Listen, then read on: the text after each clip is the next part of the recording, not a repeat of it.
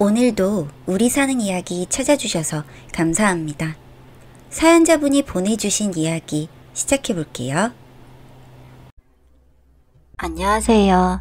지방에서 살고 있는 30대 신혼부부입니다. 저와 신랑은 같은 학교를 졸업하긴 했지만 전공도 다르고 동아리 활동도 달리 했기 때문에 만날 접점이 없었습니다. 그런데 그런 저와 신랑을 소개시켜준 사람이 제 친구인 민정이라는 친구예요. 제가 워낙 연애 경험도 없고 제대로 된 사람도 만난 적이 없다 보니 답답해서 소개시켜준 게 지금의 신랑인데, 처음 만났을 때부터 저를 잘 리드해줘서 1년이라는 짧은 연애 기간을 끝으로 결혼을 하게 되었습니다. 시댁에서는 지원을 좀 해주고 싶어 하셨지만 제가 부모님이 안 계시다 보니 반반 결혼을 하게 되었습니다. 예물, 예단, 혼수 같은 것도 어른들이 안 계시니 저희 부부 것만 챙겨서 했고요. 당연한 일인지 모르겠지만 저는 결혼하고 나서도 갈 친정집이 없다 보니 명절에도 거의 시댁에서 이틀, 3일씩 있었습니다. 그래도 결혼 생활 중 낙이라고 하면 민정이라는 친구 부부와 함께 여행도 다니고 근교로 바람도 쐬러 가는 것이었거든요. 제가 30 중반에 결혼을 한 것에 비해 그 친구는 30 초반에 결혼해서 어린이집에 다니는 아이도 있어서 함께 여행을 가면 시끌벅적하고 즐거워서 저도 그 시간을 참 좋아했습니다. 그러다 언젠가부터 신랑이 집에 늦게 들어오거나 심지어는 외박을 하는 날도 늘어났어요. 누구랑 노냐고 물어보면 늘 민정이네 신랑이랑 만나서 논다고 이야기를 하기도 했었고요. 민정이라는 친구의 신랑과 저의 신랑, 그리고 다른 친구 몇 명도 친한 걸 알고 있다 보니 저도 애써 캐묻거나 하지는 않았어요. 그래도 그날은 민정이 집에 가서 논다고 하길래 저도 살짝 가서 끼어볼까 하고 친구에게 전화를 했습니다. 우리 신랑이 오늘 또 술 먹는다던데 너네 신랑이랑 먹어? 안 그래도 둘이 신나서 나갔어. 아, 집에서 먹는 줄 알고 놀러 가려고 했는데. 우리 신랑도 지금 나가고 없어. 나는 애 데리고 친정집에 놀러 나가려고. 그래? 그럼 재밌게 놀아. 하필 그날은 친구랑 만나지도 못하고 집으로 돌아왔어요. 사실 제가 타지에서 생활을 하다 보니 대학교 친구 말고 중고등학교 친구들은 다 고향에 있었거든요. 저는 이모 손에서 자랐기 때문에 굳이 명절에 찾아가거나 하진 않았지만 그래도 결혼식 날에 혼주석에도 앉아주셨을 만큼 각별합니다. 신랑이 바빠질수록 저는 외로워졌고 신랑은 저보고 왜 본인의 생활을 이해해주지 못하냐며 답답해하더라고요.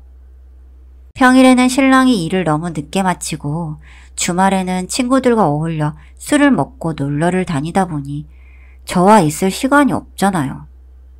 그래서 신랑에게 외롭다고 이야기를 했을 뿐인데 마치 제가 말도 안 되는 투정을 부린다는 것처럼 이야기를 하니 저는 서운할 뿐이었죠. 제가 자꾸 외롭다 하니 신랑은 부부 동반 여행을 가자고 했고 저는 좋다고 이야기를 하고 함께 여행을 갔습니다. 저녁을 먹자마자 이상하게도 잠이 와서 저는 스르르 잠이 들었는데 12시가 되는 시간쯤에 잠에서 깼어요. 아직 이른 시간에 잠이 든 것도 이상했는데 제 옆에 잠을 자고 있는 사람이 민정이의 신랑인 게 더 이상했고 저는 조용히 방문을 열고 거실로 나갔습니다. 거실은 제가 먹은 게 아닌 술들이 널브러져 있었고 그 사이에는 신랑의 휴대폰이 있었어요. 휴대폰만 있을 뿐 신랑이 보이지 않아 차들어 나선 그때 다른 방에서 신랑의 목소리가 들리기 시작했습니다.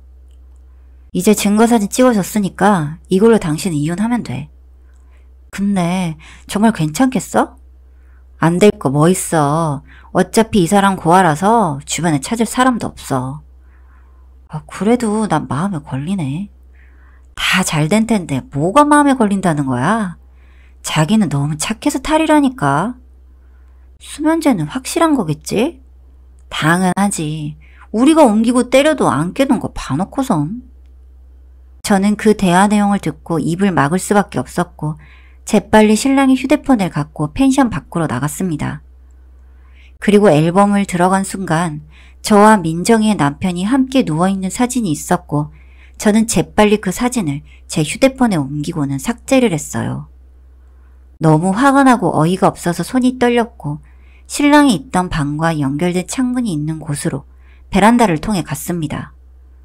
여름이라 문을 살짝 열어둔 탓에 다행히 무음 카메라로 두 사람을 녹화할 수 있었죠. 두 사람이 관계를 하는 모습까지 찍고 저는 다시 방으로 가서 자는 척 누워 있었습니다. 그리고 나서 누군가 저를 번쩍 안아대는 느낌이 나더니 저는 곧 거실로 옮겨졌고 그 뒤로 한참이나 떠드는 소리를 듣고 있었어요. 눈을 감고 있어도 햇빛이 들어오는 게 느껴졌고 제가 부시럭거리자 두 사람은 이내 흩어졌습니다. 아, 눈부셔. 아침이야? 당신 일어났네. 덥네. 이게 다 뭐야? 머리 아파. 제가 소파에서 몸을 일으키며 잠에서 깬 척을 하자 바닥에서 신랑도 몸을 일으켰어요. 주변은 술병으로 어수선했고 신랑은 저에게 어제 제가 술을 너무 많이 먹었다며 이야기를 했는데 정말 그 자리에서 코웃음을 칠 뻔했습니다. 밥을 먹고 가자고 이야기하는 민정이 아니 그 상간녀의 말을 무시하고 저는 머리가 아프다며 곧장 집으로 간다고 이야기를 했어요. 그리고 나서 이틀 정도 지났을까요? 제가 어떻게 행동해야 할지 머릿속으로 정리도 되기 전에 교통사고를 당했습니다. 좋게 말해 교통사고, 나쁘게 말해 뺑소니였고요. 저는 천만다행으로 가벼운 타박상을 입었습니다. 눈을 뜨니 병원이었고 제 앞에 보이는 신랑과 이모를 보는데 왜 그렇게 소름이 돋았을까요? 신랑은 저를 챙기며 괜찮냐며 경찰에 신고는 우선 안 했다고 이야기를 하는데 와, 진짜 무서웠어요. 저는 잠시 신랑에게 자리를 비켜달라고 말을 했고 이모에게 그간 있었던 일을 다 이야기했어요. 제 이야기를 들은 이모는 그 자리에서 아는 보험 설계사에게 연락을 해서 제 보험 조회를 했는데 제 앞으로 사망보험금이 2개나 들어있더라고요. 저는 분명 가입한 적이 없는데 말이죠. 이모는 화가 나서 당장이라도 신랑에게 한 소리를 해야겠다며 이야기를 했고 저는 그 순간 저뿐만 아니라 그 상간녀도 이혼을 준비 중인 게 생각이 나서 우선 잠시 기다려달라고 했어요. 저는 그 신랑의 번호도 몰라서 신랑의 휴대폰을 찾아서 겨우 연락을 했고요. 아니나 다를까 요즘 와이프가 마치 다른 사람처럼 군다고 하길래 저는 제가 녹화한 화면을 보여줬습니다. 두 사람이 바람을 피우고 있는 중이라 저를 죽이고 이혼을 하고 나서 둘이 재혼을 하려고 한다고요. 저는 몰라도 어떻게 아기도 있는 애엄마가 그런 생각을 할 수 있는지 이해가 안 됐고 돌아오는 길에 저는 제가 가입한 보험을 다 해지해버렸습니다. 그리고 제가 가입한 상해 관련 보험들은 수혜자를 다 이모 앞으로 해뒀고요.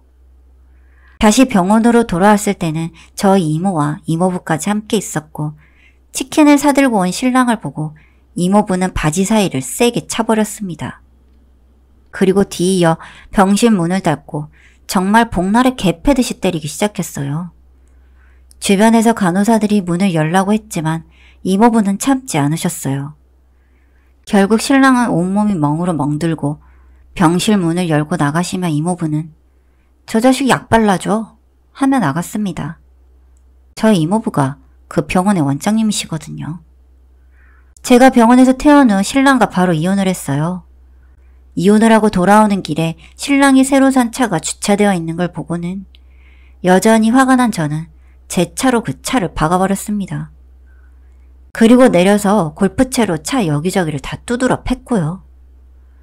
사실 법원에서도 신랑의 이혼을 사유로 제가 이혼 소송을 걸었기 때문에 어차피 그 차 수리비도 상간녀 소송을 해서 받은 돈으로 낼 생각이라 문제될 게 없었습니다. 신랑은 이혼을 하기 전에 무릎을 꿇고 잘못했다고 손이 발이 되도록 빌었지만 사람은 쉽게 변하는 게 아니라고 하잖아요. 제 마음에는 변화가 없었습니다. 그리고 그 남자는 제 친구와 이혼할 생각은 없는지 제가 소송을 거는 족족 돈을 보내줬어요. 화가 나지만 아이 때문에 이혼은 못한다고 나중에 저와 만나서 이야기를 했고 그날 같이 카페에 나온 제 친구의 눈에 든 멍을 저는 똑똑히 보았습니다. 어찌 보면 가정폭력이라는 말을 할 수도 있겠지만 세상 일 다 자업자득 아니겠어요? 둘이 절 같이 죽이려고 했다는 것까지 해서 싸우곤 있는데 아마도 곧 해결이 나겠죠. 감옥까지 보내고 싶었지만 그건 힘들 것 같고 그 둘 탈탈 털어내는 게 제 목표입니다.